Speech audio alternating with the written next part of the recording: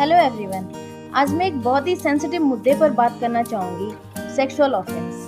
वो चाहे फिर नाबालिग के साथ हुआ हो या बालिग के साथ हुआ हो। मेरे सामने कई बार ये चीज़ें आती है कि देखने में ये आता है कि अफेयर चल रहा था लड़का और लड़की का, जहाँ पर बात नहीं बनी वो लड़की जो है लड़के पे सेक्सुअल ऑफेंस का आरोप लगा देती है, यानी कि रेप जैसी धाराएं उस पर लगा देती हैं। और हद तो तब हो जाती है जब कुछ लड़कियां बालिग होते हुए खुद को नाबालिग दर्शाती हैं।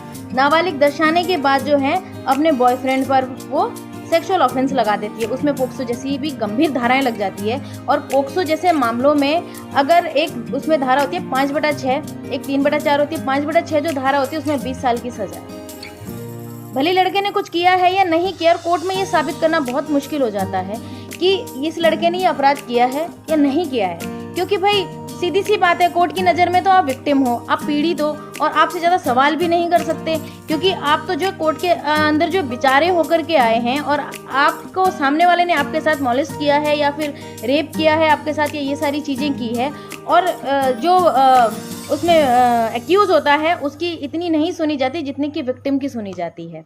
अभी एक बरेली डिस्ट्रिक्ट कोर्ट का बहुत ही सराहनीय फैसला आया। आप सब लोग जानते होंगे कि लड़की ने आरोप लगाया था रेप का और अपहरण का, लेकिन वो झूठा निकला, वो मुकर गई कोर्ट के अंदर और उसी को उल्टी 4 साल की सजा हो गई। इस बरेली वाली डिस्ट्रिक्ट कोर्ट के फैसले में कोर्ट ने कहा कि जितने साल आरोपी जेल में रहा है जिस पर तुमने झूठा आरोप लगाया था, उतने ही साल तुम जेल में रहोगी।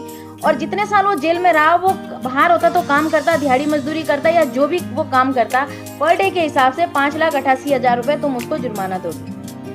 बहुत बढ़िया फैसला है और होना भी यही चाहिए।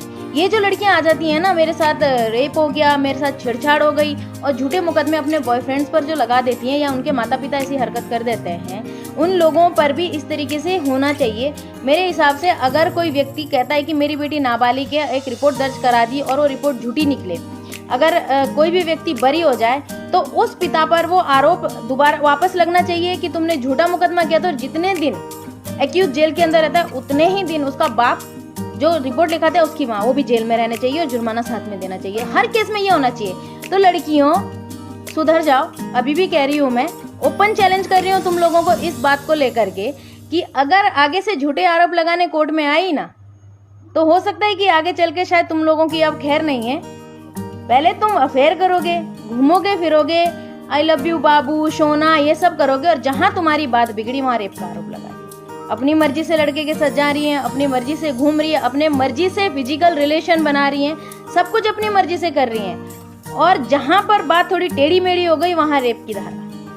तो आज का जो मेरा इस विषय पे बात करने का था ना, इस सेंसिटिव इशू पे, ये इसी वजह से था क्योंकि जब से बरेली डिस्ट्रिक्ट कोर्ट का फैसला आया है, मैंने सोचा मैं आप लोगों को इसके बारे में थोड़ा बहुत बता दूं। आप लोगों को पता ही होगा शायद, और अगर पता नहीं है तो आप गूगल कर लीजिए, पता चल जाएगा। मैं तो सिर्फ ये चाहती हूँ कि जो भी लड़की इस तरीके के झूठे आरोप किसी लड़के पर लगा रही है, तो उतनी सजा उसको भी होनी चाहिए जितनी वो लड़का भुगत कर आया, और मेहनताना भी उसको दिलवाना चाहिए। और बाकी बात मैं लड़कियों से भी कहना चाहती हूँ कि सुधर जाओ, मत करो ये सारी हरकतें। पहले अफेयर कर लेंगी, अच्छा लगेगा, उसके बाद जहाँ पर बात बिगड़ गई वहाँ पर तुमने लड़के को जेल भेज दिया। और लड़कों के लिए भी यही नसीहत है कि यार क्यों पड़ जाते हो ऐसी लड़कियों के चक्कर में। अगर इतना ही है तो पढ़ो लिखो, अच्छे से कुछ बन जाओ, और अगर नहीं भी बनना चाहते तो कोई लड़की पसंद आ रही तो ऐसी लड़की देखो जिससे आप शादी कर सकते हैं। क्यों आप रिश्तेदारों की लड़कियों से अफेयर कर लेते हो? क्यों गांव में पड़ोस की लड़कियों से अफेयर कर लेते हो? क्यों इधर उधर भागते हो यार? आप लोग मत जाइए ना, थोड़ा खुद को कंट्रोल कीजिए, ऐसा मत करो। क्योंकि ये जो चीजें हैं ना, ये आपको जेल का रास्ता दिखाती हैं। और मेरे पास कई ऐसे केसेस हैं, एक दो नहीं है, और मैं सब में भली भांति जानती हूँ कि मामला क्या है। अफेयर चलता है, किसी ने खुद को नाबालिग दिखा दिया जानबूझकर, किसी ने जो है अफेयर के चलते बाद में कह दिया, माता पिता को पता चला तो इसने मेरा रेप कर दिया। कैसा रेप भाई? जब आप खुद अपनी मर्जी से बालिग होकर के किसी व्यक्ति के साथ जा रही हैं तो रेप किस बात का? रेप तो निर्भया जैसा होता है, उसको रेप कहा जाता है, इसको रेप नहीं कहा जाता।